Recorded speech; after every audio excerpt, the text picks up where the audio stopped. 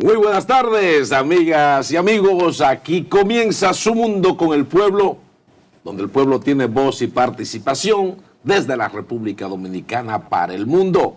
Multimedios Su Mundo. Somos una realidad, somos televisión global, televisión con calidad y comprometido con la comunidad.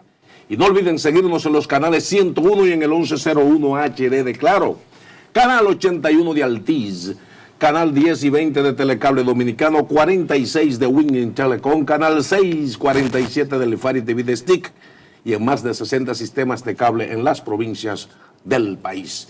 Para los latinos, los dominicanos en todos los Estados Unidos y el continente americano, en el satélite UTEL y en todas las plataformas digitales disponibles y en nuestra página www.sumundotv.com. Aquí ahora, fuerte, con el doctor Leonardo Suero, el incorregible, el bárbaro, el indolente. Y del otro lado, el profesor, el gran arreglista, don William Correa. Adelante. Vamos al game. Muy buenas tardes, Marino. Buenas tardes, William Correa. Y ustedes dos, como siempre, a esa legión de telespectadores, telespectadoras que hacen de este espacio Su Mundo con el Pueblo. Un toque de queda que se transmite a través del ecosistema de comunicación que es Su Mundo TV, que crece, crece y crece en el gusto popular de los telespectadores. Como siempre con ustedes vamos a compartir informaciones locales e informaciones internacionales. Recordarles que ustedes son la materia prima del espacio y que pueden llamar cuando lo crean de lugar al 809-547-1158. Mándenos su video, haga su llamada y con gusto lo estaremos sacando al aire. Hermano William Correa. Feliz y agradecido siempre, agradecido de Dios, porque siempre primero Dios sobre todas las cosas. Agradecido también de ese amable público televidente que también nos sigue en redes sociales, como en Facebook, Instagram, Twitter, TikTok y YouTube. Sigan dejando sus comentarios en esa cajita de comentarios, porque a nosotros es muy importante saber lo que ustedes piensan acerca de los temas que aquí tratamos. Gracias también por toda la muestra de afecto que día a día nos hacen. Los comentarios en favor del divo marino, ¿verdad? Del incorregible, también conocido como el Comegallo Suero, que tiene un club de fan.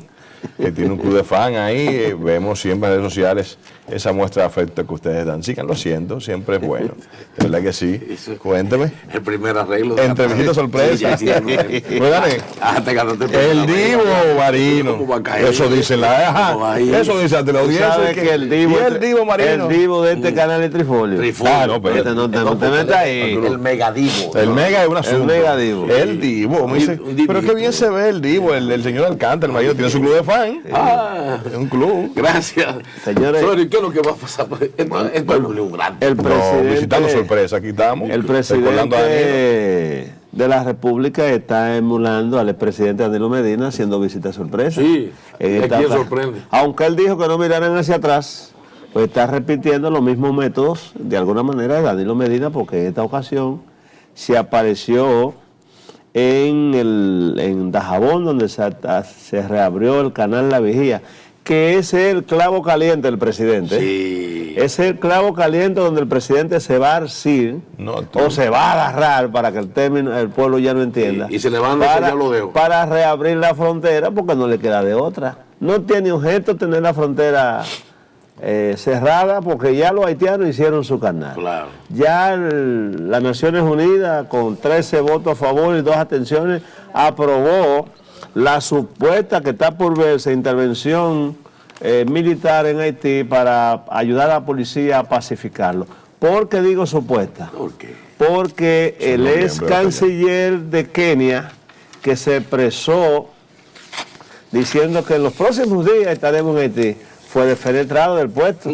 Pasó de canciller a ministro de Turismo. Bueno, pero de alguna forma y manera también países que dijeron que iban a apoyar, ahora como que no han hecho el esfuerzo por poner una posturita, porque no es que apoyo simple y llanamente, se va a pasar la gorra o el sombrero, como cuando alguien hace una especie de truco de magia que no está cobrando, y los comensales que lo están mirando le pone una moneda, uno de $1, uno de 10, uno de 15, etc. Estilo como hacen los venezolanos ahí en la Churchi con Sarasota, que hace una serie de muecas y los pasajeros, los dueños de carro, conductores, le dan su monedita. Entonces, el presidente cogió para la vigía porque ya la presión se siente. El gobierno no tiene los recursos necesarios para cumplir con la palabra empeñada de comprar los productos de consumo masivo y que forman parte de la canasta familiar que se le están dañando a los comerciantes. Claro. Y entonces hay una serie de negocios,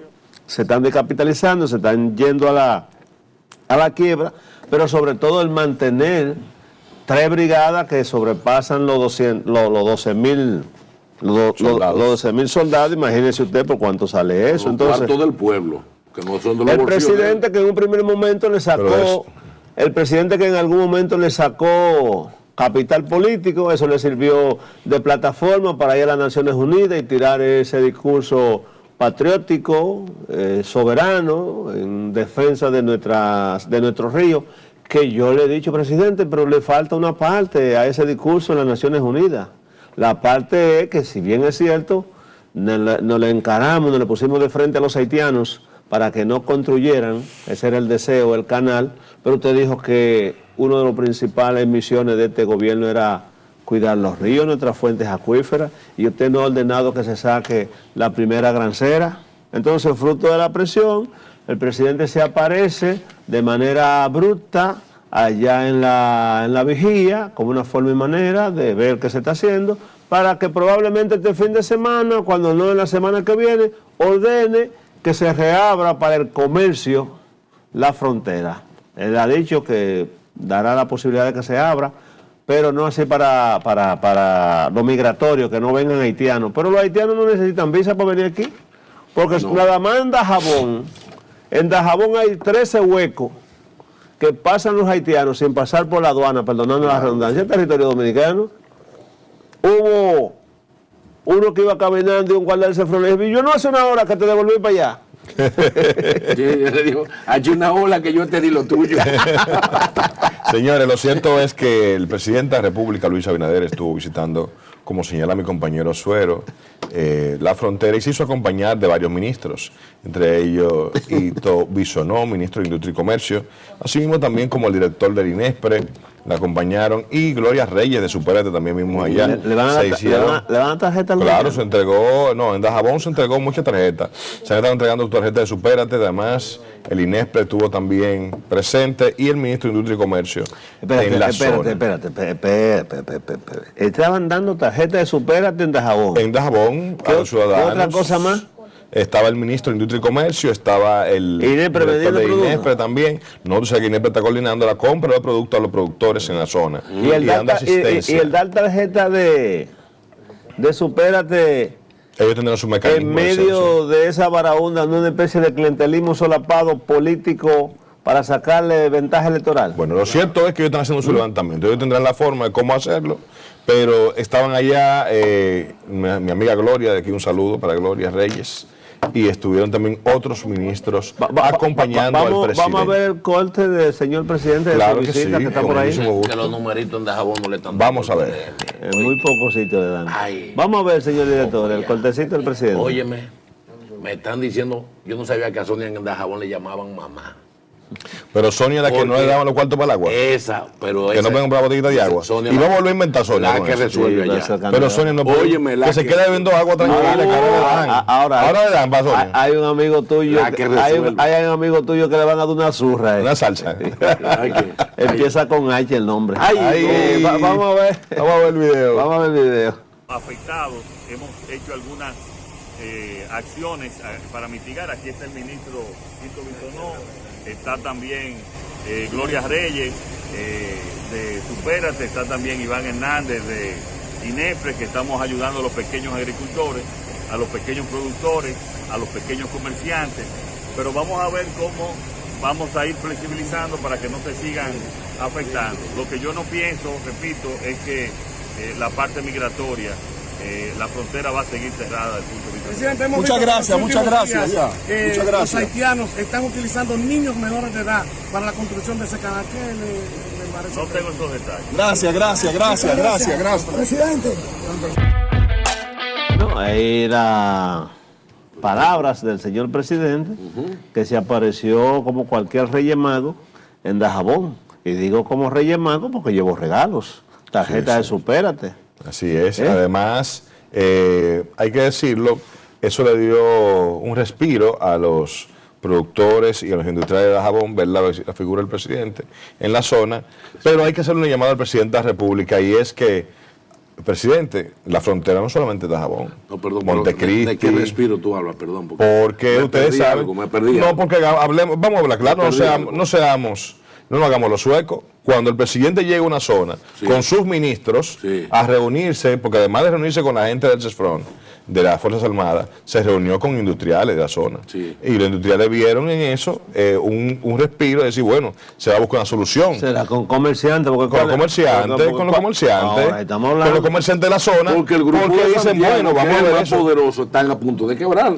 El miedo del presidente es que el grupo económico poderoso de Santiago, que son los que manejan la mayor parte de esos negocios por ahí, ya se están declarando en la quiebra. Y el presidente sabe que no está bien en el país entero, pero cuando esos grupos como Santiago le jalan la alfombra. Lo grave de todo esto, Marino. El presidente está asustado. Tú estás hablando del grupo M. Exactamente, que no son chin. Y ahí hay mucha gente que están en la zona, no suenan, que nada más no es M, que de la A hasta la Z. La cuestión es que los comerciantes de la zona, de toda la frontera, que viven del intercambio comercial con Haití, han visto reducir de manera estrepitosa su capital de trabajo, porque independientemente de que estén cerrados, deben pagar seguridad social, deben pagar anticipo. De alguna forma, si despiden a los trabajadores, tienen que darles sus prestaciones. Y están en una especie de limbo. Entonces, el presidente de la República... presidente, antes de abrir la frontera, pónganse de acuerdo con los comerciantes de la zona de aquel lado también, con los haitianos. Pónganse de acuerdo, porque la amenaza es, y cada día sigue más latente. Oiga, ¿cuál es la amenaza? Que cuando República Dominicana abra, ellos van a cerrar. Pero tú viste cómo ellos... No, pero tú sabes que... Te estoy diciendo no aguantan que la no. presión. Bueno. No aguantan la presión porque... Está bien. Un problema ya de alimentación. Quizás los grupos de banda pueden tener éxito unas 24 o 48 horas, pero es el pueblo. Y el gobierno haitiano no le puede impedir a sus connacionales que compren comida, porque ellos no tienen la capacidad de podérsela suministrar, ¿no? Sí. Entonces, ¿ya sobrevivió más de un mes? Bueno, pero la frontera tiene mucho hueco y mucha brecha. No que el CESFRON, felicitar también al Ejército, a República Dominicana en la frontera, pues toda una frontera que ha estado, y hay que decirlo porque ustedes son mezquinos, díganlo, que han estado incautando y deteniendo personas pero lo que tienen el trasiego. Oye, legales así como de materiales. Llega un buen averaje esta tarde. Oye, comenzaste bien en la revista. Oye, llevo dos. Oye, que el ejército está incautando. ¿Incautando qué? Tú tienes que este hombre tiene que estar deteniendo. No, pero tú sabes que mis amigos del ejército. Sargento de Aicé. Mis amigos de las Fuerzas Armadas, de verdad, haciendo un gran trabajo. ¿Tú sabes que tú fue teniente coronel ¿cómo que le llaman al ayuntamiento? Policía municipal. Policía municipal. Ayudante de los jefes de policía municipal. ¿Tú sabes que esto lo detuvieron un día ahí ¿A dónde? allá en el pueblo de él? En el este. Le dije, téngase cuidado, Téngase cuidado, usted está hablando con un coronel. No me digas. Oye, la policía Acúsame, señor. Los policías dijeron, acúsame, señor. Taconearon también. Pero mire, usted sería tan amable de identificar. Usted sería tan amable de identificarse. Hoy no le pasa el carnet de coronel de la policía municipal y se queda un capitán mirándolo así y le dije, mira muchacho, hazme el favor y desaparece, no te sape cosas. Pero señores, bueno, hay que meter un poco de un chistecito para uno botar la presión. Decir que en el CESFRON hubo cambios. Hay que también felicitar a las mujeres, a la mujer dominicana, ya que una mujer está dirigiendo ahora el CESFRON, señores. ¿Y cuál es? Tenemos ahí el señor director, tiene una toma. Pero ¿no designaron recientemente al hijo de Soto Jiménez? El hijo de Soto Jiménez, que es un coronel de alta graduación, ¿verdad? Sigue dirigiendo. Pero no es la escuela del Pero Cefrón, hubieron ella va a cambios, dirigir. mira ahí. Cefrón realiza cambios en base de operaciones. Pero en la escuela, por primera vez en la escuela de operaciones. En la escuela. No, pero, sí, no, pero por primera vez hay una mujer claro, dirigiendo, claro, ¿verdad? sí. La escuela de capacitación fronteriza, una dama de verdad de alta graduación, y eso es importante. El ministro de Defensa, el teniente general Carlos Luciano Díaz Morfa, ¿verdad?, del Ejército de República Dominicana, y la Dirección de Cuerpo de Seguridad Especializada, Fronteriza y Terrestre, CEFRON, designó a la teniente coronel Ana Fabián Moreno, del Ejército de República Dominicana, como la primera mujer que dirigirá la Escuela de Capacitación Fronteriza, Escafrón, ubicada nada más y nada menos que en Capotillo. Tú sabes que aquí hay que modificar la ley orgánica de la Fuerza Armada para que se le ponga un tiempo de servicio al generalato, porque ¿cuánto tiene Carlos Díaz Morfa siendo general? Que yo recuerde, era el encargado de seguridad de Hipólito Mejía cuando asumió el poder. Hombre leal, jefe del cuerpo de ayudantes, eso hace 20 años. Sí, pero un hombre leal, Díaz Morfa. Pero además decirlo. Yo te estoy hablando del generalato. No, pero él tiene una carrera brillante, y además mientras tenga sus facultades y sus capacidades, ¿cómo usted quiere que nosotros en los Estados Unidos usted no oye a presidente alguno emitiendo decretos, ni ascendiendo, ni poniendo en retiro ningún general? Pues. Hay una ley que establece cuánto. Usted llegó a jefe de Estado Mayor Conjunto, que es general de 4 estrellas.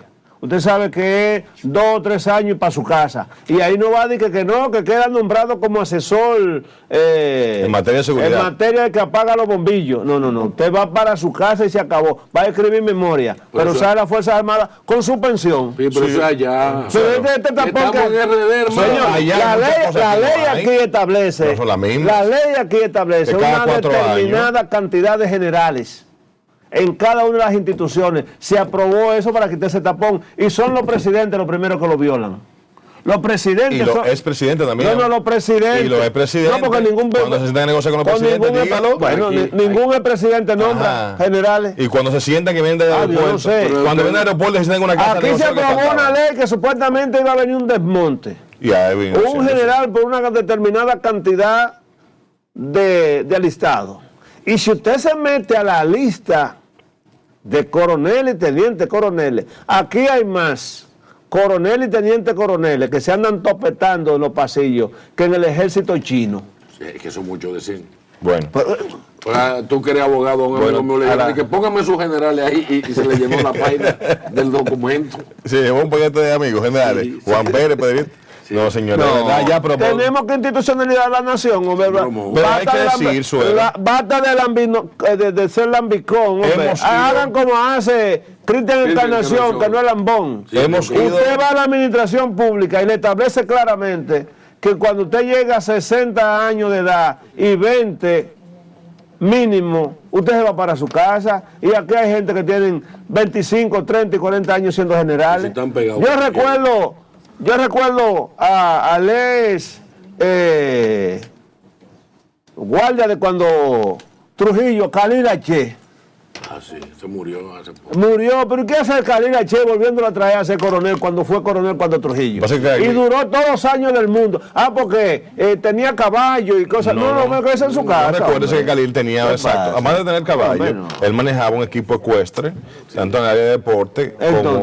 Porque era una gloria. ¿Y no lo podía hacer como civil? Khalil era una gloria. Que si no lo podía hacer como civil. Mire, hay cosas que usted. Lo que pasa es que aquí, cuando se habla de militares, hay una serie de comunicadores que se ponen su propia autocensura. Los militares son todos empleados públicos, servidores públicos. Por igual, deben recibir el tratamiento que establece la ley. ¿Quién ha observado nunca a la Cámara de Cuentas metiéndose al recinto donde está el Ministerio de Defensa a hacerle una auditoría? No, que no puede. ¿Cómo que no puede? Son organismos autónomos. Pero ¿cuál es autónomo? Digo yo. ¿A dónde me puede? Nadie lo toca. Todo el que recibe un peso, no, es autónomo por miedo. Esos presupuestos. Es autónomo por miedo porque aquí se le tiene miedo a los guardias. Es que hay un neutrujillismo. Sí, funciona. Sí, señor, funciona.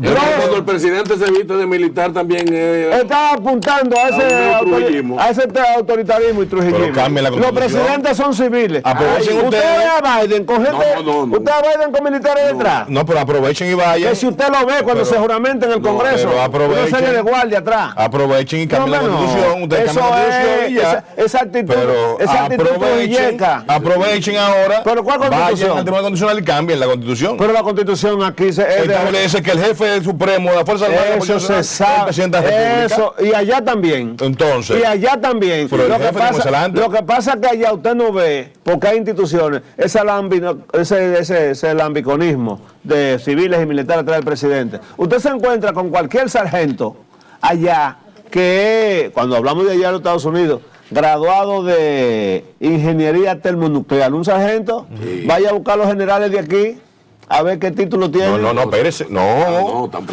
Suero, mire. De cada 10 uno, le puedo señalar oficiales de alta graduación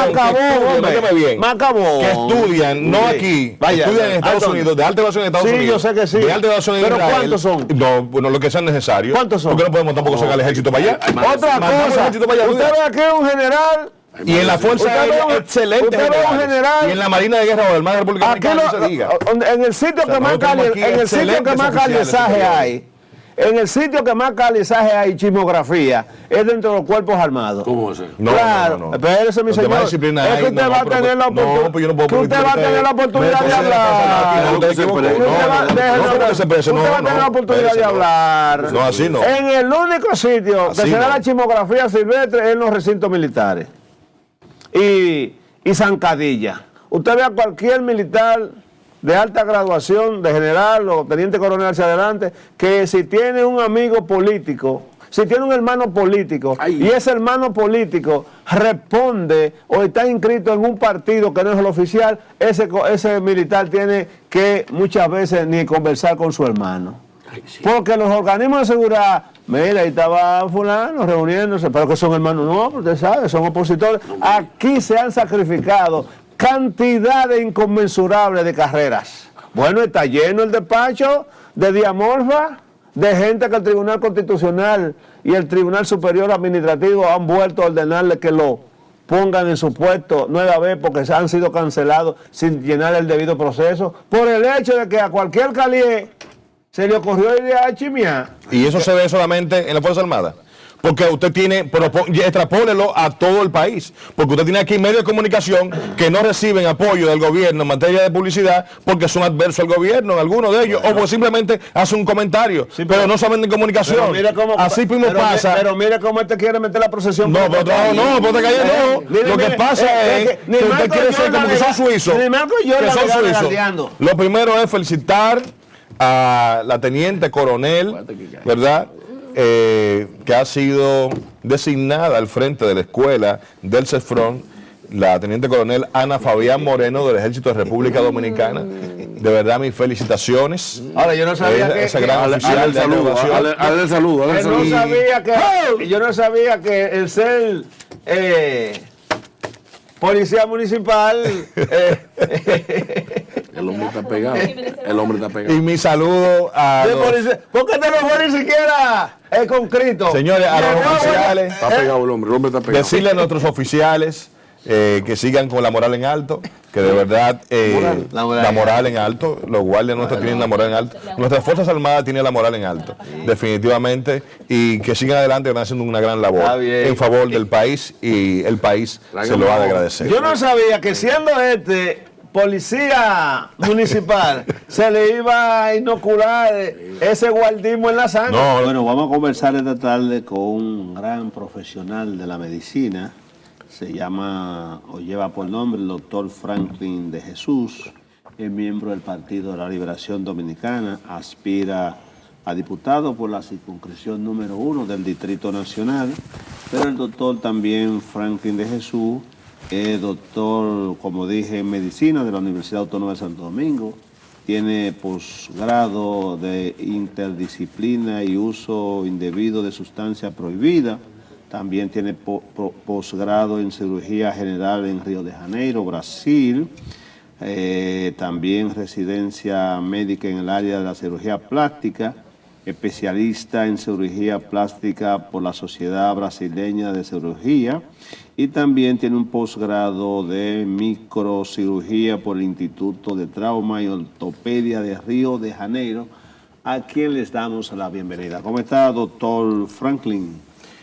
Mil gracias, don Leonardo. Realmente me siento muy a gusto de estar con usted y sobre todo también con Williams y con todo ese amado público que habitualmente se da cita para ver y escuchar este programa. Doctor, usted tiene una de las especialidades que más le encanta a las damas y a algunos hombres, porque ahora los hombres se están dando retoques. Y cuidado sin más. Se están quitando los párpados, papada, la papada. Y dice la productora que lipo. También. Los hombres no. Se arreglan la nariz. ¿En serio? Pero las damas son el público que más busca su servicio. ¿Cómo cuánta cirugía, así en términos promedio, tanto se hacen en República Dominicana, locales y de mujeres que vienen de otras latitudes? Sí. El dato estadístico realmente aquí en República Dominicana, así a ciencias ciertas, no lo tenemos. Fuera de acá, por ejemplo, en Brasil teníamos un 95% eran mujeres y un 5% son hombres. Aquí los hombres son un poquito más tímidos y él es mucho menos de un 5%. La mayor parte son mujeres y su gran mayoría es lipoescultura, que es el procedimiento más habitual. Está la mastoplastia de aumento y lo que son las abdominoplastías. Doctor, no, pero vamos a dividirlo, espérese. El doctor acaba de decir la lipo, que más o menos todo el mundo sabe, más o menos que tiene que ver con la parte abdominal, ¿verdad? Sí. Pero habló de mastoplastía y es bueno que el público que nos ve sepa de qué se trata cuando hablamos de mastoplastía. ¿Eso no es el arreglo de los senos? Sí, exacto. Sí, realmente la mastoplastía tiene que ver, por ejemplo, todo lo que plástica viene de la palabra platos, y platos del latín significa forma. Entonces cualquier corrección que tú hagas buscando la forma, en el caso puede ser una mastoplastía de aumento de las mamas, en el caso una mastoplastía de reducción para reducirla, en el caso de una mastopexía, pexía es una elevación cuando hay una tosis o una caída de las mamas. Entonces, en el caso de la pexía simplemente es elevar un poco la mama. Tradicionalmente fijamos esa glándula en el músculo para que no se caiga y lo más lógico que tenga una mejor proyección y que sea más armónico con relación al cuerpo de la paciente. Doctor, estuvimos mirando recientemente, lamentable, una situación de una extranjera que se hacía pasar por médica estética y vimos un video donde ella le estaba haciendo como una liposucción a una persona y le introducía para el vientre como un tubo que succionaba grasa, pero eso es como si le estuvieran dando puñalada a un cerdo para introducirle sazón. ¿Es así tan macabro ese tipo de operación? Sí, realmente puedo decir que la cirugía es un arte y en manos de una persona que tenga la destreza, el entrenamiento, usted lo va a ver como un arte, como esculturizar un cuerpo. Es lógico que se utilizan cánulas. Las cánulas son romas, no tienen esa punta afilada como tiene un cuchillo, no. Si son romas porque es para cuidar los vasos sanguíneos. Cuando este método apareció antes de 1980, quien realmente lo hizo tuvo que abandonarlo. Ahí está Alpa Fischer. Está Schröder primero, que lo utilizaba para hacer legrados, se utilizó más o menos en el área de ginecología y obstetricia. Luego viene Alpa Fischer, que utilizó los equipos y utilizaba unas cánulas que eran cortantes. Se cortaban los vasos, los pacientes entraban en shock hipovolémico por pérdida abundante de sangre y que abandonó el procedimiento. Pero luego vinieron otros difusores como Yves Lleras-Hillou, el mismo Fournier. Escucho porque realmente en esa época, en el 80, yo estaba en el bachillerato. Cuando Yves Lleras-Hillou presentó este método de que era posible sacar grasa a través de una cánula, muchas personas se impresionaron porque pensaron que era prácticamente imposible. Pero hubo algunos que dijeron esto va a tener mucho futuro. Y hoy en día esa técnica europea, que no se puede decir específicamente que es, porque muchos participaron, el mismo Fournier, por ejemplo, Fournier es francés, Giorgio Fischer es italiano, Yves Gérard es francés, se considera la técnica europea, ha sido un recurso muy favorable para producir grandes remodelaciones de contorno corporal. ¿Y cuál es la diferencia, doctor, por ejemplo, entre ese primer intento que se hizo con estos equipos, lo que cortaban, que eran cortantes, al de ahora? ¿Es con calor el de ahora? ¿Cuál es la diferencia básica más o menos entre ambas? Mira, yo realmente técnicas? Todo lo que es calor, yo me formé con gente que tenía más de 50 años de experiencia en cirugía plástica, son gente que es respetada en el mundo entero, y ellos utilizaban en su paciente aquello que tenían la certeza y la convicción de que era correcto. Entonces, ¿qué puedo decir? Se mejoraron las cánulas, los bordes son romos, los orificios no son cortantes.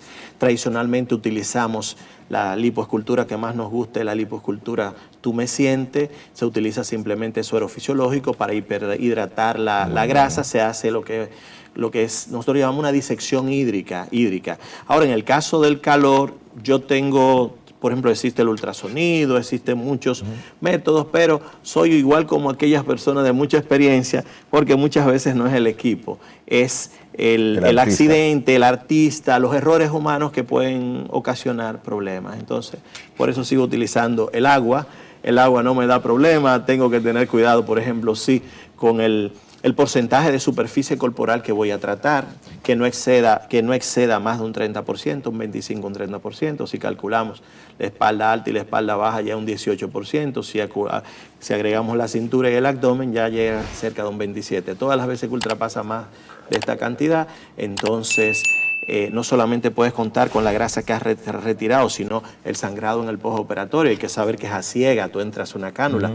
Entonces, todas las veces que ultrapasan más de eso, de lo que es posible, y más de un 10% del peso corporal, puede producir un daño en el paciente y poner en riesgo ese paciente desde el punto de vista hemodinámico y hasta perder su vida.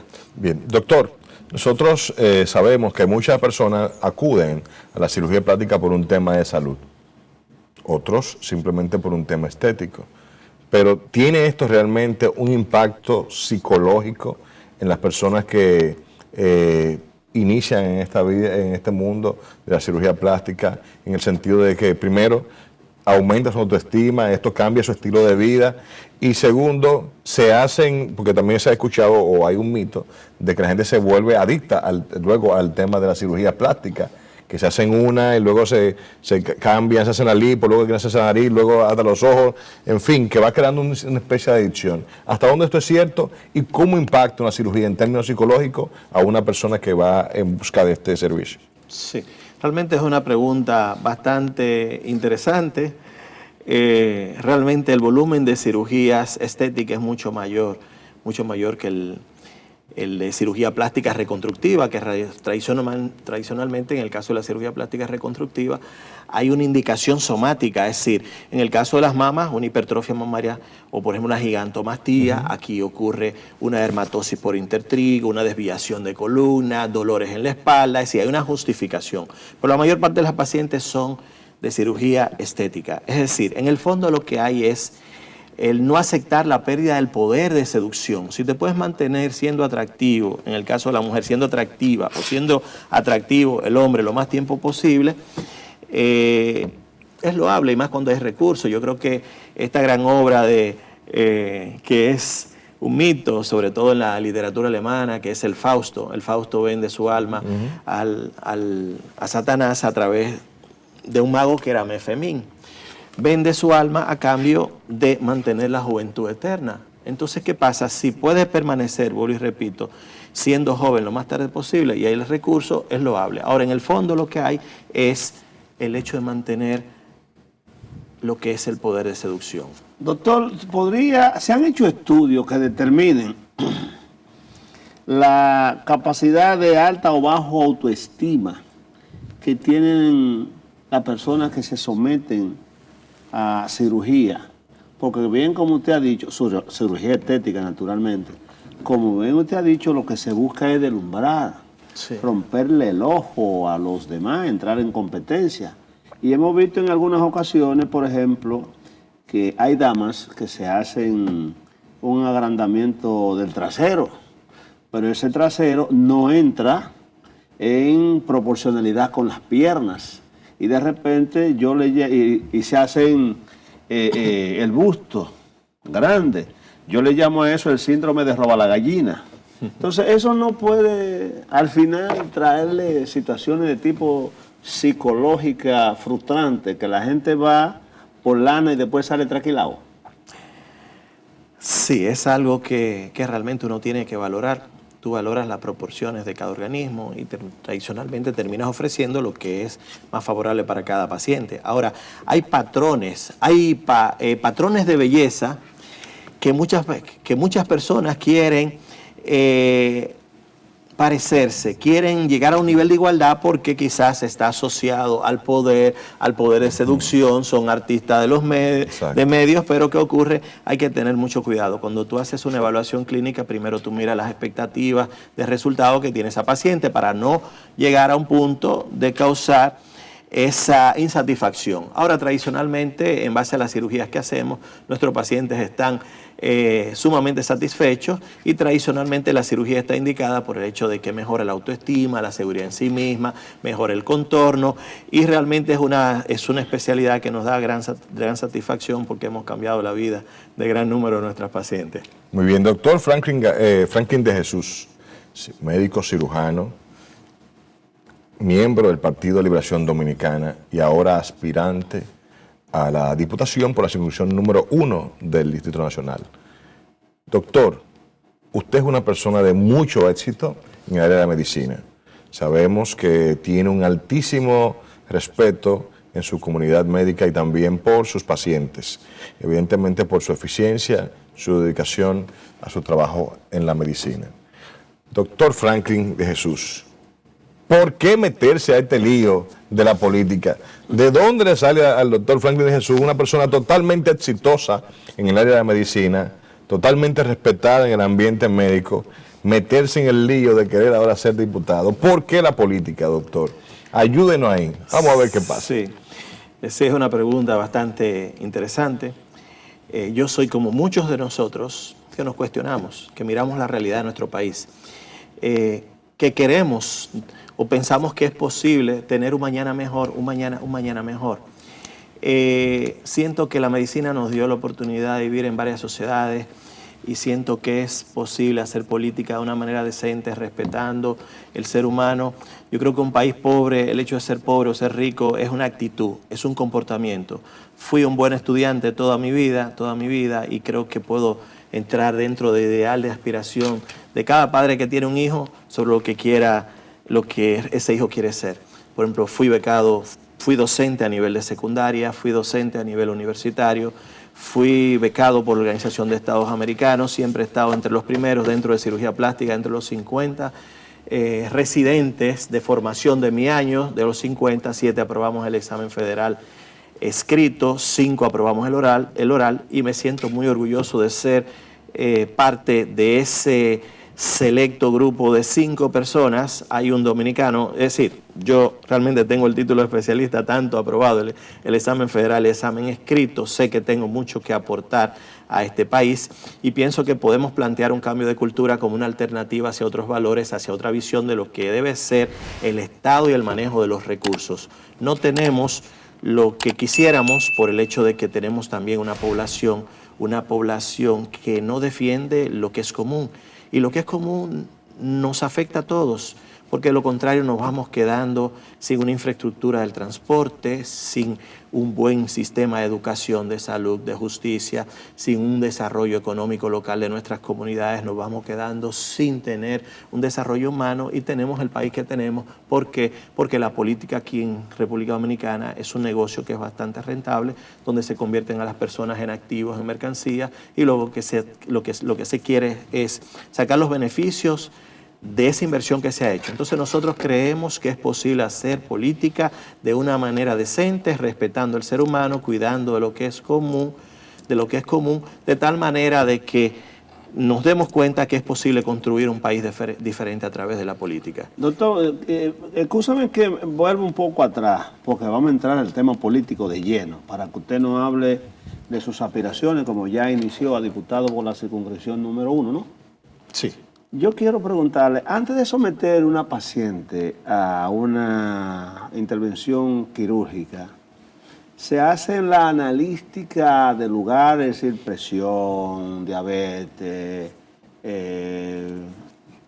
cualquier otra condición, creatinina, etcétera, para determinar que la paciente está en óptimas condiciones? Una parte. Segundo, respetando el debido proceso, desde el punto de vista médico ético, hacerle más de una intervención en un día a una paciente, porque veo que le hacen los senos, le hacen la liposucción, le hacen el agrandamiento del trasero, le hacen el agrandamiento de cualquier parte del cuerpo, es decir, 3 y 4 intervenciones a una misma paciente un mismo día. Y por último, en términos ya de preguntas que tengan que ver con el área de la salud, ¿tienen los hospitales o las clínicas las herramientas elementales como sala de cirugía con lo suficiente equipo para garantizar la asepsia y que se mueran el menor número de pacientes por el hecho de utilizar malos equipos, lugares llenos de bacterias y herramientas no conforme a la tecnología de hoy? Bueno, vamos a comenzar por la tercera pregunta, que sí, realmente tenemos los hospitales, las clínicas con las condiciones suficientes. Ahora, por ejemplo, hay un factor, el factor humano. Eres tanto en la política como en cualquier área, es decir, tanto el aspecto ético, el hecho de ser bueno, ser malo, ser justo, ser injusto, hacer lo correcto, lo incorrecto, el poder usarlo a favor de una persona, de un grupo determinado o en base a un bien común, un interés general, un bienestar colectivo, un desarrollo integral de todos. Es algo que es inherente a la persona. Es la persona quien elige hacer lo correcto. Cuando yo terminé mi examen de especialista, a mí se me dijo, ahora usted tiene la oportunidad de elegir o ser una persona respetable o ser una persona o ser lo contrario. ¿De acuerdo? Entonces, ocurren muchos errores. Usted mismo lo ha dicho. No es posible realizar más de 2 procedimientos grandes en una paciente. Todas las veces que usted hace más de 2 procedimientos, aumenta el tiempo de esa paciente dentro de sala de cirugía, mayor exposición a anestesia, mayor decomposición del punto de vista hemodinámico, mayor pérdida sanguínea y puedes colocar ese paciente en riesgo. Es decir, está jugando con la salud y también con la vida. En el caso que usted habló de la preparación de los pacientes, siempre se hace una evaluación clínica minuciosa. En esa evaluación clínica hay datos sobre ocupacionales, porque también, por ejemplo, el hecho de una persona trabajar, vamos a suponer, con arsénico, te dice, por ejemplo, el arsenio, hay cáncer de testículo, personas que trabajan en lugares cerrados, el caso del COVID, enfermedades de vías respiratorias. Entonces, ¿qué ocurre? Se hace una revisión por sistema.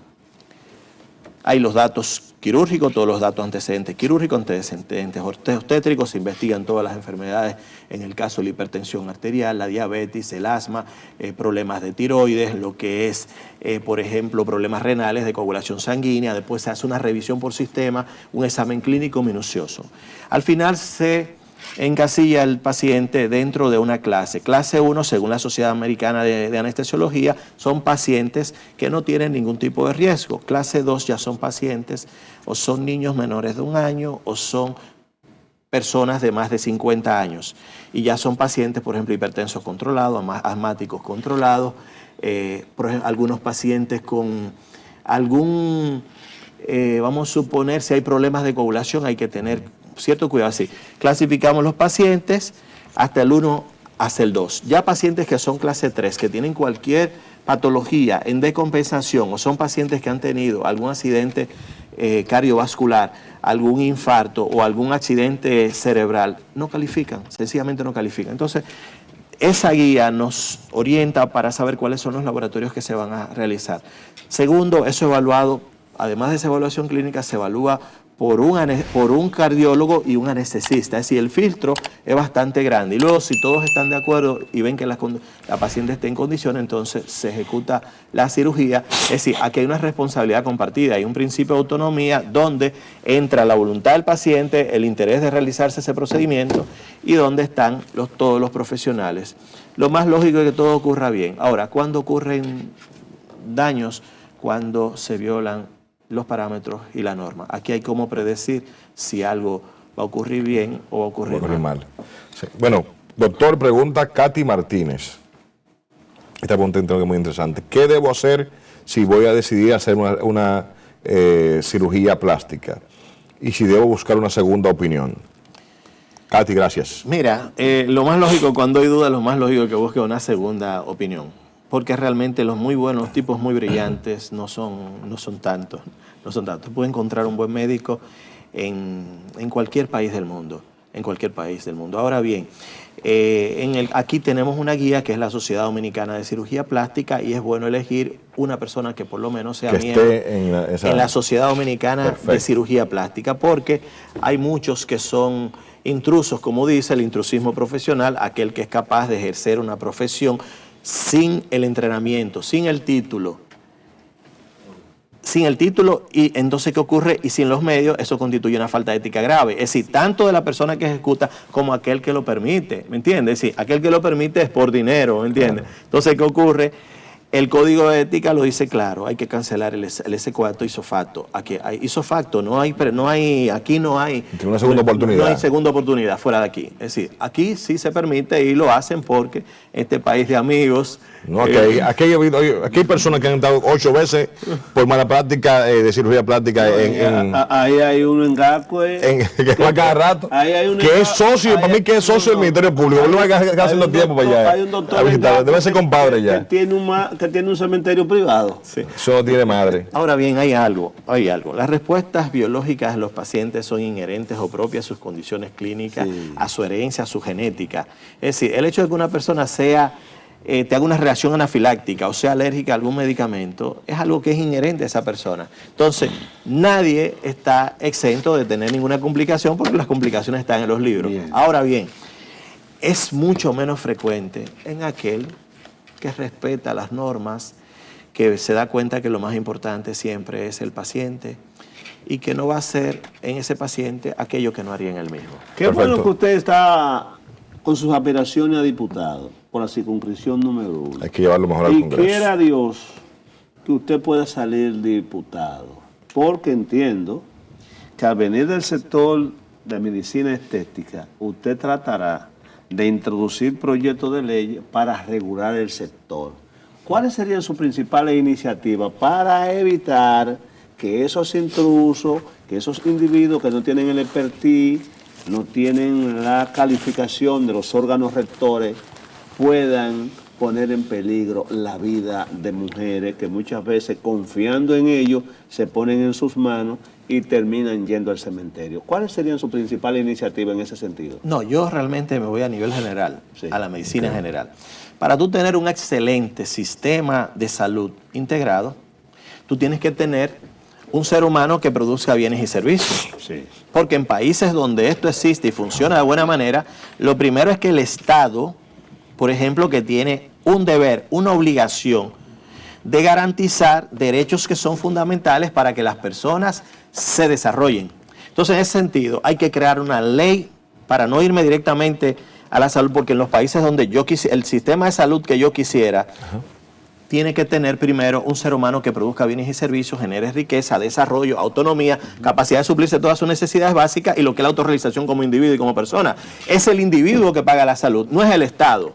¿Me entiende? Entonces, mientras tanto, por ejemplo, un país pobre es aquel que no invierte en el ser humano y no se da cuenta que la rentabilidad en el capital humano es mucho más rentable que la materia prima. ¿Me entiende? Entonces, tenemos que tener un ser humano que produzca bienes y servicios. Tenemos que tener un sistema, un aparato productivo que produzca riqueza. Entonces, aquí hay que crear una ley también de desarrollo económico y de soberanía. ¿Me entiende? Aquí hay que crear programas, es decir, de creación de riqueza, pero que también se distribuya. Es decir, hay que ayudar, hay que defender, hay que asistir.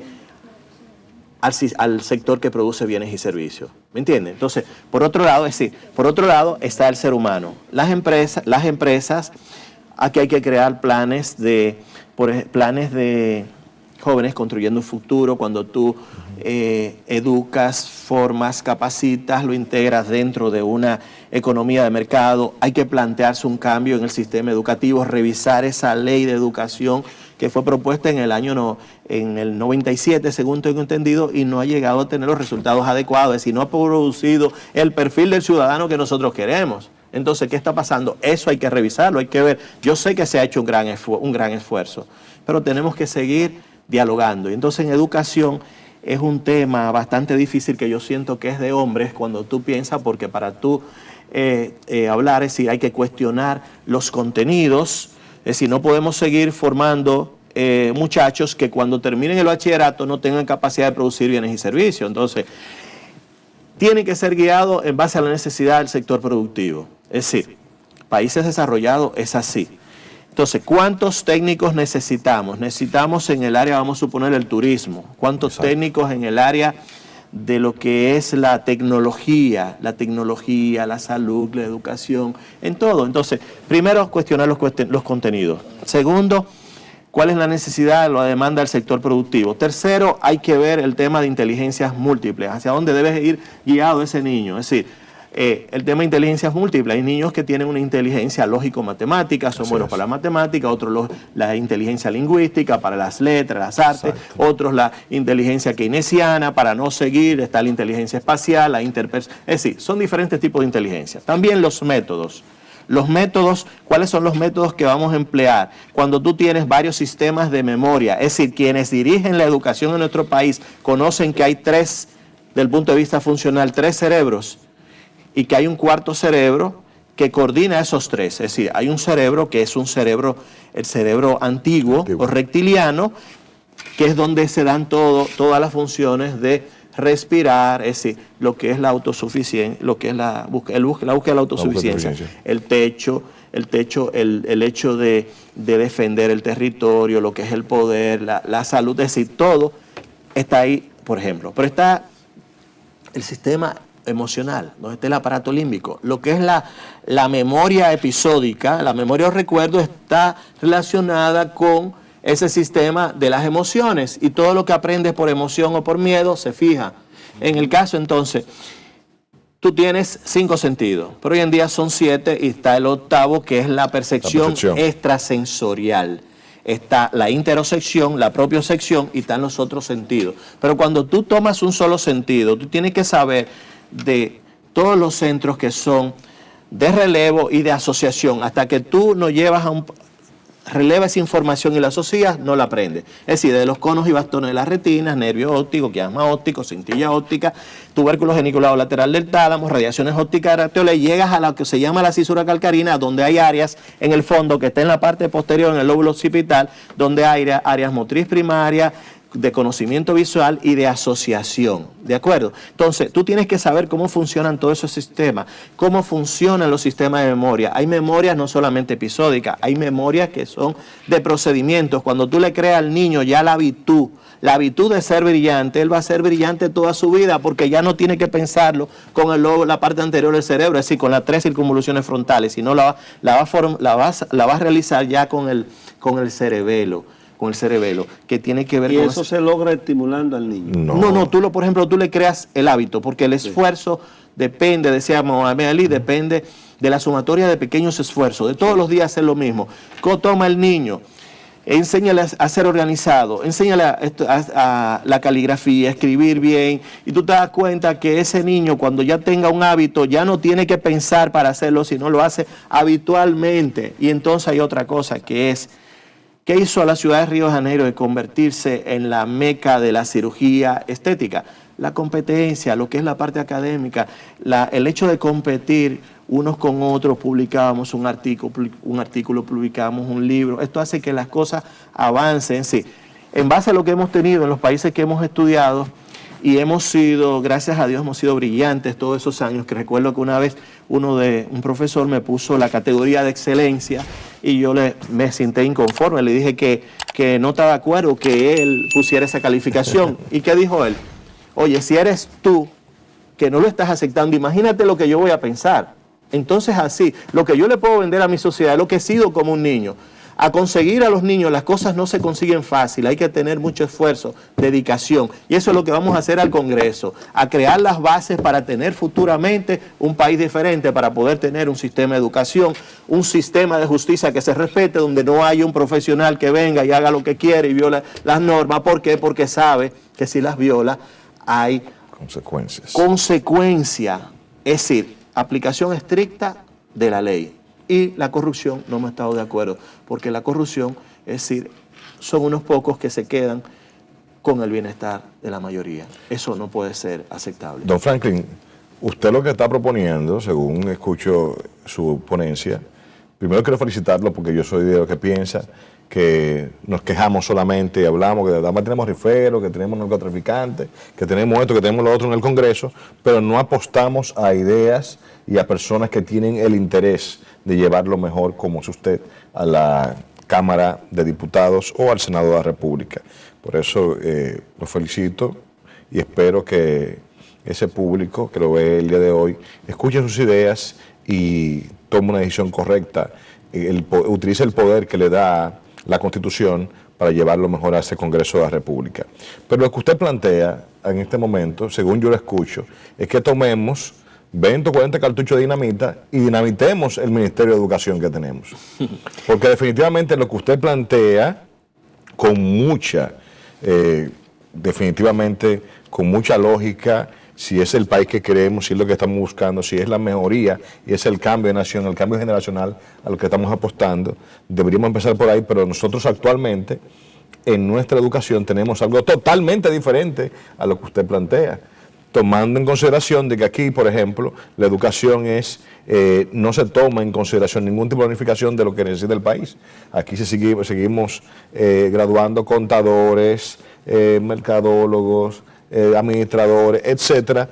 Tal vez cuando lo que se necesita son tal vez, y digo tal vez porque no hay ningún estudio que me diga qué es lo que realmente no hace falta, serían agrónomos, tal vez expertos en ciber, a propósito de que hackearon la cuenta del Ministerio de Migración, Dirección Nacional de Migración, tal vez experto en ciberseguridad, tal vez experto en robótica. O sea, aquí estamos simplemente educando y ya, e incluso con deficiencia hasta en los libros de educación. O sea, esto evidentemente va creando, como usted señala, va creando baches y al final tenemos el gran problema que es que, por ejemplo, nuestros estudiantes no pueden aprobar la prueba PISA. Tenemos un bajo desempeño en el mismo. O sea, lo que usted está planteando, y es lo que quiera, y aquí va la pregunta, es lo que usted va a proponer desde el Congreso, es un cambio en la estructura de educación. ¿Usted cree que es posible hacerlo a través del Congreso, cambiar esa visión y enrumbar nuestro país hacia esa visión que usted tiene más que clara, que es una visión que ponen en práctica otros países a nivel internacional para tener el desarrollo y la competitividad que tiene en este momento?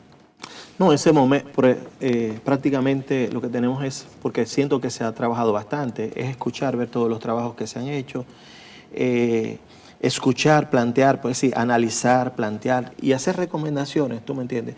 Pero hay que ver la experiencia acumulada a través del tiempo, ver el por qué, agregar, buscar otros profesionales acá que son bastante competentes y sentarnos en una mesa de diálogo en base a lo que cada quien haya aprendido en pos de mejorar los niveles de educación de nuestros estudiantes. Nadie aprende así al azar y hoy en día también tenemos un problema de que es que las redes sociales se han convertido en el ejemplo más noble de democratización al acceso al conocimiento y, por ejemplo, lo que son los dispositivos electrónicos facilitan a que el cerebro se acomode y no trabaje. Entonces, ¿qué ocurre? Por ejemplo, el cerebro es un órgano inteligente y tiene muchos, por ejemplo, atajos. Por ejemplo, círculos de recompensa a través de la dopamina, donde es más fácil obtener las cosas hechas. Por ejemplo, 7 por 5 son 35. 35 por 80 son 2.800. Es decir, son 3.5 por 8, 24 más 4 son 28, más 2 ceritos son 2.800.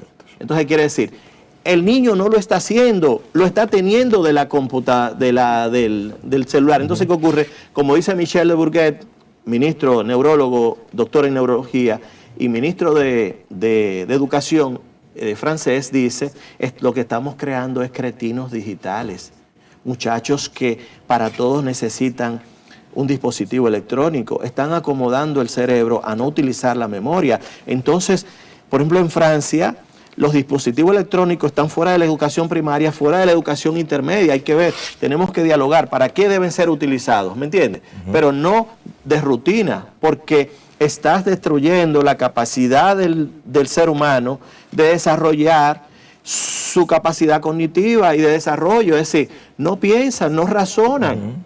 Entonces, eso tiene que cambiar en algo, tiene que cambiar. Tenemos que volver a la educación en cuanto a los métodos que Gardel planteó. Es decir, los métodos, hay que ver la lectura, tú aprendes un 10%, te queda, cuando tú mismo lees, te queda un 10%. Cuando oyes a otros leyendo, un 20%. Hay que ver lo que es los medios audiovisuales, lo que es el cine, lo que es el teatro. Ahora, estos métodos andragógicos entre los tosianos y los andragógicos, que tú vienes, que tú eliges dos grupos de discusión en temas diferentes, y entonces cuando el actor se equivoca, se fija.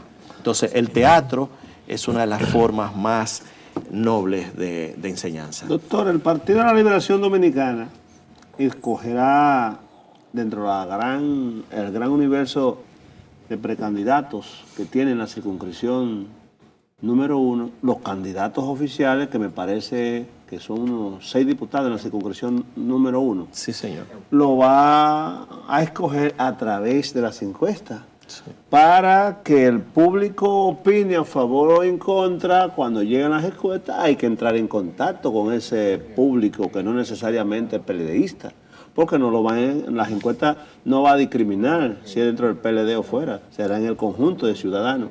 ¿Qué hace el doctor en el día a día cuando entra en contacto con los grupos poblacionales para venderle esa brillante idea de ser diputado?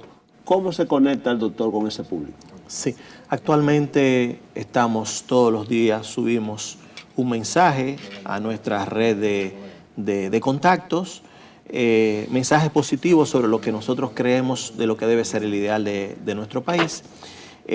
Visitamos los diferentes corredores de pobreza y sectores de nuestro país. ¿Ya se ha metido para los kilómetros? Sí, con certeza. Con certeza. Es decir, tenemos grandes amigos.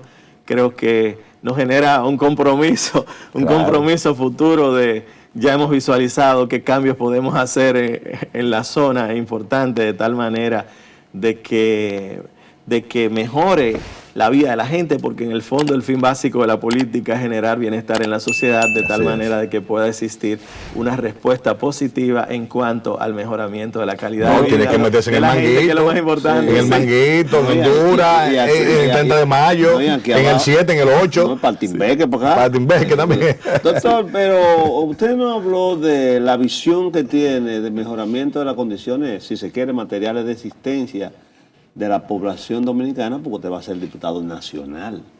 Entró al tema de la salud, interesantísimo, pero hay una serie de políticas públicas también que son empujadas por un diputado, porque tiene 3 funciones fundamentales, que son representar, legislar y fiscalizar. Dentro de la fiscalización, y con esa gran orientación y capacidad que usted tiene, ¿qué haría el doctor siendo diputado para que los recursos públicos del erario sean bien invertidos en políticas sociales, en políticas públicas que mejoren las condiciones, como ya señalé, de existencia materiales, no solamente de los residentes de la circunscripción número 1, que tiene sectores también vulnerables, mucha gente con poder económico en todo el país? ¿Qué haría el doctor? Yo realmente digo, por ejemplo, en cuanto a recursos, nosotros mismos los diputados tenemos muchas aberraciones que son propias de países subdesarrollados. Ese barrilito hay que plantear una alternativa. Yo creo que esos recursos podrían ser más beneficiosos para el país si tú lo utilizas formando microempresarios. En esos sectores de los kilómetros, tenemos muchos amigos que eran, por ejemplo, tenían una pescadería, la perdieron por las dificultades. Entonces yo creo en la inversión en el ser humano, yo creo en el ser humano. Es decir, si tú duplicas, que es una de las ideas que tenemos, duplicas la cantidad de empresarios que tenemos, 75 por cada 1000 habitantes, y la lleva a 150, con certeza que el problema de la exclusión social, la marginalidad, la pobreza y el desempleo terminan. Doctor, viene pregunta a Bucapié.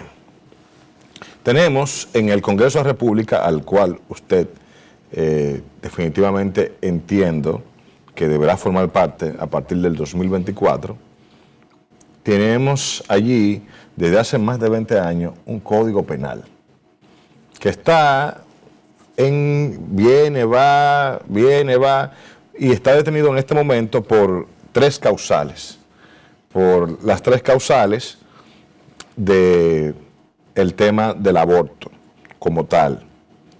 ¿Piensa usted, doctor, querido Franklin de Jesús, que el Código Penal debe ser aprobado sin las 3 causales? ¿Debemos de sacar las 3 causales del Código Penal y llevarla a una ley especial? ¿O debe aprobarse con las 3 causales o simplemente eliminar las 3 causales? ¿Cuál es su opinión? Usted que va a formar parte de ese Congreso a partir del 2024. Una pregunta a buscapié como realmente. Sí. Hay que ver que ese Código Penal tiene 139 años. Es decir, en cuanto a la prevención, a la persecución del delito, es inoperante en estos momentos. Hay muchos delitos que no están tipificados dentro de ese Código Penal. En cuanto a las 3 causales, lo que hay que plantear siempre es una alternativa. La primera de ellas es cuando esté en riesgo la vida de la paciente. Entonces tú tienes que saber cuáles son las causas que ponen en riesgo a esa paciente cuando está embarazada. Por ejemplo, está la preeclampsia, la eclampsia y la hipertensión inducida por el embarazo. Vamos a colocar a un lado otros casos. Vamos a suponer una paciente que tenga un lupus eritematoso sistémico o un problema de falsemia o que son casos extremadamente raros. Entonces, de la preeclampsia, la eclampsia y la hipertensión inducida por el embarazo son un 2.5% de la población de embarazada. De 1000 pacientes son 25, ¿de acuerdo? Okay. De esas 25, ¿cuáles se complican? Entre un 2.5 un 7%. Vamos a calcular que sea un 8. Un 8 de 25, un 8% son 2 pacientes. Quiere decir que la excepción a la norma puede ser tomada como parámetro de referencia para tratar a las otras 998 pacientes. De ninguna manera. Y lo que hay que establecer es un protocolo de seguimiento y que hay una responsabilidad compartida entre los especialistas que estudian para algo estudian, que se le dé la facilidad, pero tampoco tú me vas a castigar a un especialista haciendo lo correcto porque haya ocurrido un insuceso, ¿tú me entiendes? Entonces, por un lado está la primera, que es el riesgo de la paciente. No hay justificación, es el Código Penal estableciendo un protocolo, lo que pasa es que no se ha aprobado porque ellos no tienen las evidencias, no hacen estudios. Y para tú tener las evidencias, tú tienes que estudiar, tú tienes que tener conocimiento, y el conocimiento es un instrumento de poder. En el caso, la segunda, una mujer que haya sido violada, vamos a suponer, siempre tú tienes una alternativa. Ese niño puede ser donado a una pareja de esposos que van a recibir ese niño con todo el mayor amor, y tú borrar eso. Entonces, aquí tiene que haber agencias de protección de esa persona, de esa mujer, para integrarlo dentro de una economía de mercado, y que sea acompañada por un psiquiatra, un psicólogo, de tal manera que borre eso. Y en el caso de los niños con dificultades, un niño, vamos a una trisomía 21, que es el mongolismo, sí. Es decir, la trisomía 21, que es el síndrome de Down. Ocurre un niño en cada 1100 nacidos. Un niño fisurado ocurre en uno en cada 1700 nacidos, 1600 nacidos. Una fisura labial, una fisura palatina ocurre 1 en cada 1700. Y la combinación de las dos es 1 en cada 2800 nacidos. De los casos más difíciles se llama holoprosenfalía, es decir, cuando hay fusiones, los huesos del cráneo o los procesos de desarrollo no se fusionaron. Ocurre 1 en cada 10.000 casos, ¿de acuerdo? Y en los casos muertos, niños que nacen muertos, 1 en cada 250. Entonces, quiere decir, son excepciones a la regla. Quiere decir que la excepción a la regla puede ser el parámetro de referencia para tratar todos los otros niños. No, de ninguna manera. Es razonamiento lo que le está faltando.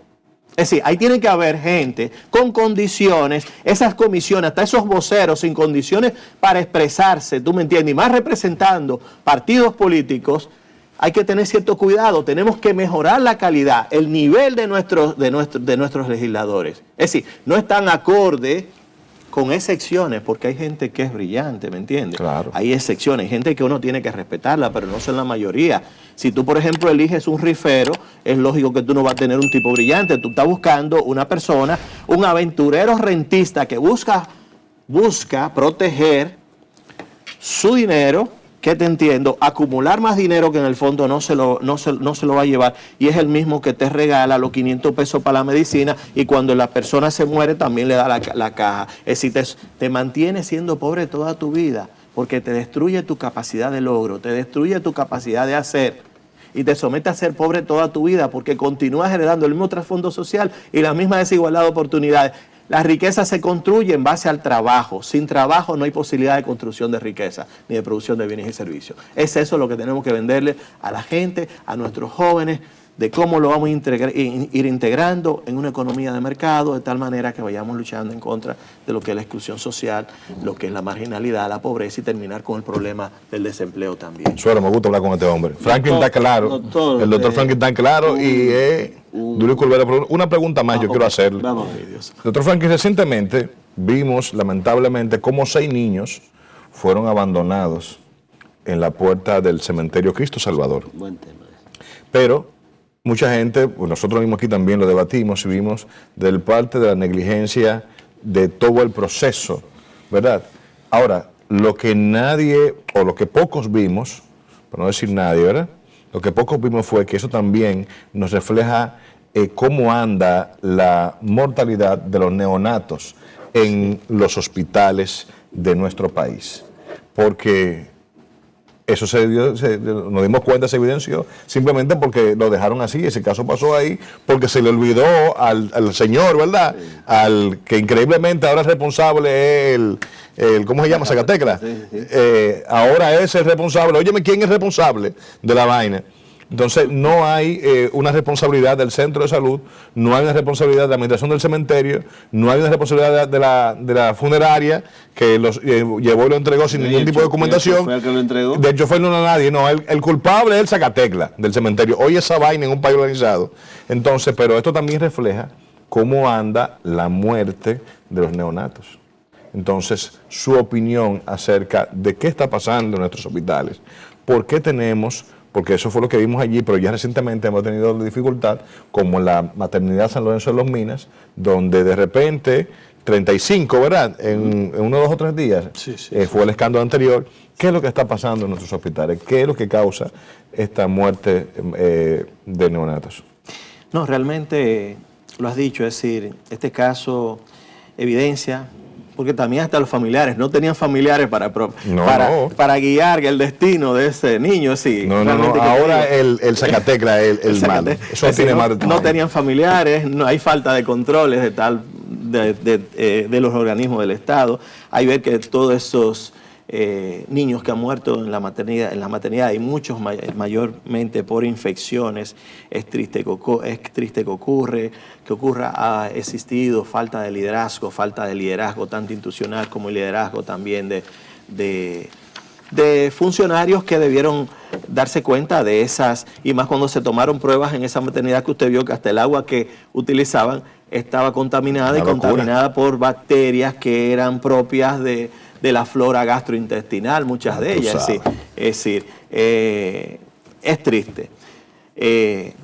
Hay que invertir más en salud, apenas invertimos un 2%. Un 2%, era un 2.2, ahora un 2. Son 137.000 millones de pesos. Hay que invertir más en salud, hay que sacar en cuanto a la salud y la educación un poco la política, sino buscar los profesionales adecuados, de tal manera de que, porque el que es un profesional dedicado es el niño que sacaba sus notas. Hay otro que saca las notas porque saca el chivo, como dicen. Entonces, el que ha sido correcto, lo he visto en varios países, siempre va a ser correcto. Entonces, hay que ver también, era más importante la imagen pública de un partido determinado que lo que es un problema de salud. En ese sentido hay que cuestionarlo. Doctor, muchísimas gracias. Franklin de Jesús, aspirante a diputado por la circunscripción número 1 por el Partido de la Liberación Dominicana. 30 segundos para que le hable le dé un mensaje a los residentes de la circunscripción número 1, que cuando lo vayan a encuestar por parte de las empresas que va a contratar el PLD, le digan que usted es su candidato. Sí. Nada, soy aspirante a diputado por la circunscripción número 1. Creo que juntos podemos construir un futuro diferente. Hay que cambiar, hay que terminar, por favor, con ese fanatismo. Vamos a razonar. Yo apelo a aquella parte de la población que es capaz de razonar. Tenemos que defender lo que es común, porque si no defendemos lo que es común, entonces nos vamos quedando sin un buen sistema de transporte. Mira, la infraestructura del transporte que tenemos es ineficiente, ¿me entienden? Entonces, tenemos que cambiar, hay que defender lo que es común. Si no defendemos lo que es común, nos quedamos sin transporte, sin educación, sin salud, sin seguridad, sin desarrollo humano, sin desarrollo económico local de nuestras comunidades, que eso es un punto importante. Tenemos que estimular a que otras comunidades se desarrollen de tal manera de que la mayor parte de la población no quiera vivir en zona urbana. Esas tierras, por ejemplo, las tierras con capacidad agrícola tienen que cumplir su rol social. El rol social es producir alimentos y en grandes cantidades. Vamos a proteger nuestro sector productivo, a nuestros empresarios, que un empresario es importante. ¿Por qué? Porque tradicionalmente para vender un producto tiene que dar en la tecla de la necesidad del ser humano. Es muy diferente al lobista. El lobista invierte en la política para luego sacar los beneficios de la inversión que ha hecho. Entonces, se hace con todos los negocios, el gasto público es deficiente y las obligaciones con la sociedad entonces se van quedando a un lado. Entonces es necesario de que cambies, es necesario de que veas la política de otra manera y de que no te vayas por el fanatismo. Razonas, por favor, porque eso va a ayudar a que tú cambies tu vida y cambie la vida de toda la gente de nuestro país y tengamos un país en el cual otros quieran aspirar a vivir. Señores, fue la participación del doctor Franklin de Jesús, aspirante a diputado por la circunscripción número 1 del Distrito Nacional. Recuerden bien ese nombre, Franklin de Jesús. Cuando lo vayan a encuestar, ya ustedes saben cuál es su candidato a diputado. Muchachos, vamos a pasar ahora de inmediato al boletín informativo de estos momentos, que nos lo va a servir nuestra gran periodista Andrea Ramos. Adelante, Andrea. Gracias, mi estimado Marino. Me tenía botada, pero por aquí estamos. Así es. Mis amigos buenomozos, los extrañaba. Igual usted, señorita. A esta hora les adelanto que el Colegio Dominicano de Psicólogos instó sobre la necesidad de que las ARS ofrezcan cobertura para la salud mental. Era algo que habíamos comentado ya aquí, ante el incremento de las enfermedades que tienen que ver con la conducta humana. El gremio que agrupa a los especialistas en salud mental alertó nuevamente sobre los casos de suicidios por depresiones y otros factores que afectan a las personas. Según la Organización Mundial de la Salud, la depresión y la ansiedad aumentaron más de un 25% el primer año de la pandemia. Incluso antes del COVID-19, solo un pequeño porcentaje de las personas que la necesitaban tenían acceso a la atención de salud mental eficaz, asequible y de calidad, ha dicho la OMS, y ha alertado sobre la urgencia de que los gobiernos de todo el mundo transformen la salud mental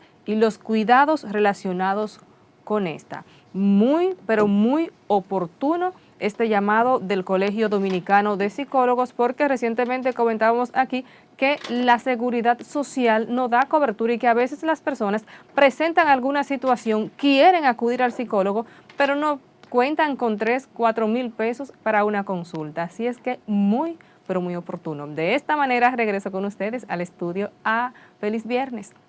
Gracias, Andrea Ramos, por el boletín noticioso. Y ustedes, amigas y amigos, continúen, que siempre estaremos paso a paso con las informaciones del momento. Suero y William.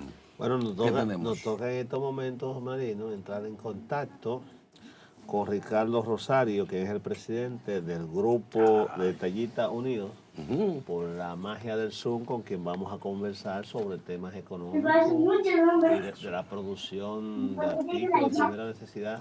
Excelente. Me parece que ya está en el aire. Tenemos Jesús ahí. Ricardo Jesús magnífica, Rosario. está Jesús. Adelante. Ricardo, ¿cómo estás? Hermano. Buenas tardes, jóvenes. Querido, ¿cómo está usted? Ustedes están rindiendo más que el arroz de 12. En la mañana, en la tarde, ustedes están por todos lados. Este es su mundo. Hermano, cuéntenos usted, que es un hombre que sabe cómo andan los precios de las cosas. La gente se anda quejando en los barrios, en los pueblos, por doquier. Y el tema que más preocupa es que además de que todo está muy caro, hay escasez de azúcar en un país productor de azúcar, y la gente dice, pero ¿qué es lo que está pasando? Cuéntenos, hermano. Se dañan los huevos y siguen a 2 por 15. Exacto.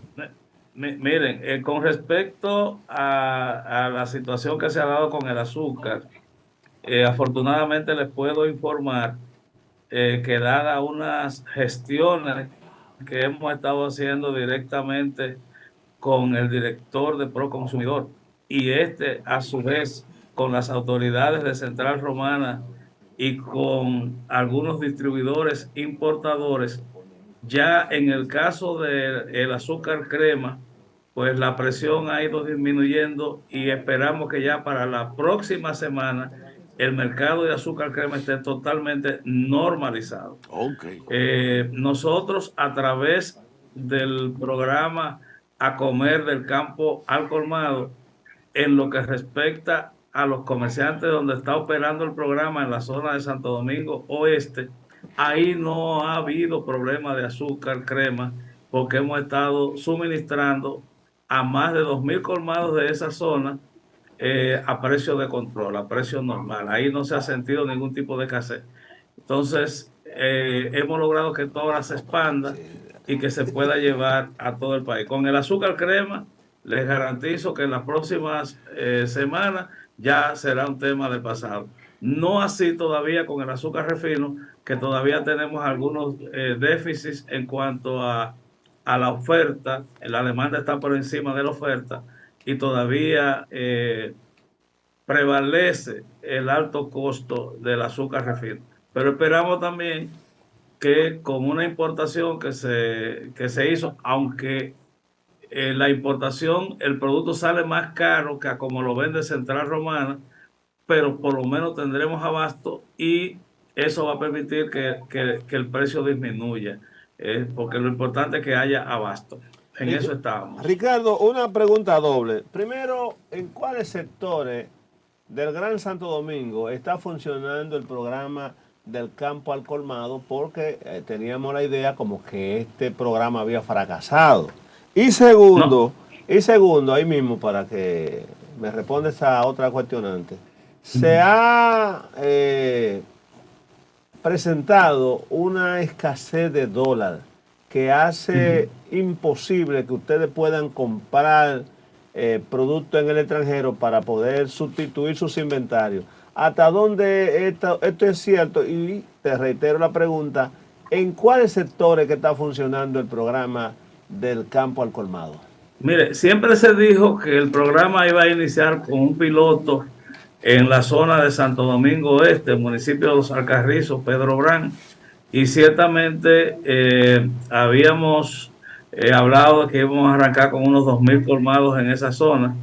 Gracias a Dios hemos logrado empadronar, censar más de 3.000 colmados, y estos a su vez se están abasteciendo desde la nave que está ubicada ya en el Merca Santo Domingo, ya con una frecuencia. Esos colmados están georreferenciados, se le está dando servicio, los productos le están llegando de manera directa, sin intermediarios, y la próxima semana, de primera mano, ustedes van a tener acceso a los números del piloto. Se está preparando una presentación formal que se dará a conocer la próxima semana, y que los medios de comunicación serán testigos, Dios mediante. Eso ya es cuestión de 2 o 3 días. Ustedes van a recibir la invitación formal para que conozcan de primera mano los números que han arrojado este piloto que hemos hecho y los planes de expansión del programa, que ahora se va a expandir a las demás provincias y al Gran Santo Domingo. O sea que todo está funcionando y ustedes serán testigos de los resultados de este programa piloto que con mucha eficiencia se ha hecho. Con respecto a la situación de los dólares, el mes de octubre es el mes clave para hacer las importaciones que hace el comercio para el surtido navideño. Eso es algo que siempre ocurre cada año y siempre se produce una ligera escasez para esta época porque hay muchas solicitudes de dólares en el Banco Central. Y entonces, pero el banco tiene reserva suficiente para suplir la demanda. Lo que pasa es que al venir una demanda tan amplia para lo que van a ser las importaciones que se hace cada año, pues parece que hay mucha gente que está en lista de espera para ser entregados los dólares y hay mucha gente que ya tiene las importaciones en camino. Recuérdense que los procesos de importación, usted no tiene que hacerlo. Usted primero manda una solicitud, una proforma, el producto, usted tiene que poner un avance de esos dólares que va a hacer la compra internacional y cuando el producto llega, entonces usted salda el restante. Pero también hay otras modalidades y es que hay por la garantía que tienen algunos importadores, pues abren cartas de crédito. Lo importante es que aquí ha habido un crecimiento de lo que es la economía de compras, de importaciones, y hay muchos productos que llegan importados y obviamente que eso genera la demanda. Pero nosotros sabemos que en buenas manos está el pandero en términos de lo que son las reservas. Tenemos reservas de más en el Banco Central para hacer frente a la demanda. Y ustedes verán que aunque suba un poquito ahora, el dólar se está cotizando a menos de 57 para la venta y se está comprando 55, 60, 55 y algo. Ahora, hay gente que se desespera y entonces acude a un mercado informal y entonces ahí se puede dar el caso de que te vendan esos dólares un poquito más altos. La gente que no se desespere y que haga su fila en el Banco Central. Ricardo, primero, ¿por qué el Banco Central no se ha manifestado al respecto? Y segundo, de alguna forma y manera, el año que viene los dominicanos seremos más pobres porque este gobierno ha anunciado que el presupuesto 2024 va a ser financiado con un dólar a 60,25, lo que significa un aumento de 3.3 pesos con 30 centavos.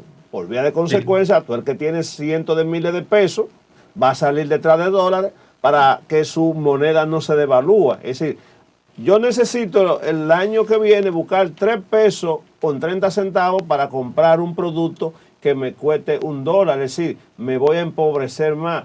Eso no es lo que ha determinado esta correntía detrás de los dólares. Mire, siempre eso pasa. Yo recuerdo que a Juan Temito Cles Montaz, cuando era ministro de Economía, Planificación y Desarrollo, y justificaba por qué tenía que poner un tipo de cambio un poquito más alto del que se estaba viviendo, y eso es una prevención que yo creo que es necesaria que la tomen las autoridades de la Junta Monetaria y para poder garantizar y poder hacer frente a cualquier situación que se pueda presentar en el futuro. Estamos en una economía creciente, vuelvo y reitero, pero gracias a Dios tenemos unas remesas creciendo a ritmo de más de 10.000 millones de dólares. Tenemos un turismo que apunta a una gran capacidad de la llegada de más turistas. Y si bien es cierto que el mercado de las exportaciones dominicanas, como es el caso de algunos rubros agropecuarios, han estado un poquito estancados, pero tenemos una zona franca que también está creciendo, que son los generadores de dólares y divisas en el país. Y todo esto pues manejado de manera eficiente, como siempre lo ha hecho el gobernador del Banco Central. Yo creo que no es momento para temer en términos de lo que es la estabilidad macroeconómica en el país. Y vuelvo y reitero, un dólar que se está vendiendo a menos de 57 por uno y que se está previendo un deslizamiento de la tasa de cerca de 60 para el año que viene, lo que revela es no de que necesariamente eso sea así, sino que se está previendo de que si algo ocurre, eso esté debidamente presupuestado. Pero entiendo que no hay por qué temer. Ricardo, el programa del campo al colmado, ¿cuál es el mecanismo que tienen estos dueños de negocios, estos microempresarios, ¿verdad? Que quieren a lo mejor ahí en Santo Domingo Oeste, en La Guayiga, en Pedro Gran, acceder al programa, formar parte del programa, y cuáles son los productos que están incluidos en este proceso llamado del campo al colmado? ¿Cuáles son esos productos que impactan del campo al colmado? Mire, ahora mismo estamos trabajando arroz, habichuela, aceite, cebolla, papa, ajo, azúcar, sal molida, huevos. Allá están saliendo cerca de 60 a 70 mil huevos diarios a los colmados que van o que hacen su pedido de manera directa. Es un mecanismo de afiliación, no se le vende a cualquiera que vaya, hay que estar inscrito porque hay que firmar un compromiso con el programa de que usted se va a ajustar a los precios que el programa exige que ese colmado tiene que vender. Ese colmado tiene que permitir colocar un afiche visible de que ese colmado está afiliado al programa. Y vuelvo y reitero, ustedes serán testigos la próxima semana cuando se den a conocer todos los pormenores de lo que ha sido este piloto y cuáles los niveles de crecimiento que se tienen previstos para de aquí al mes de diciembre llevar el programa a diversos puntos adicionales del país debido al éxito que se ha tenido en estos primeros 3 meses. Comenzamos de manera formal el 3 de julio y los resultados han sido muy positivos. Y la exhortación es que vayan directamente. Si no lo han visitado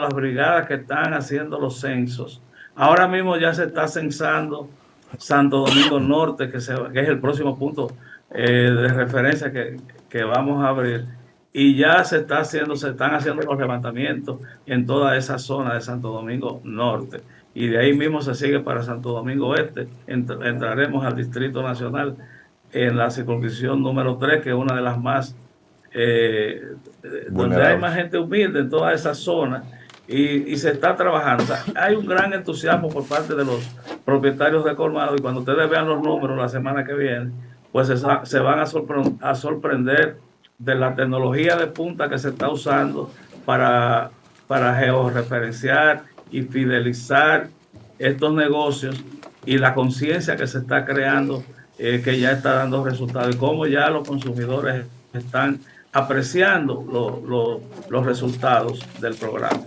Ricardo, uno cree en ti porque nosotros te conocemos hace muchos años.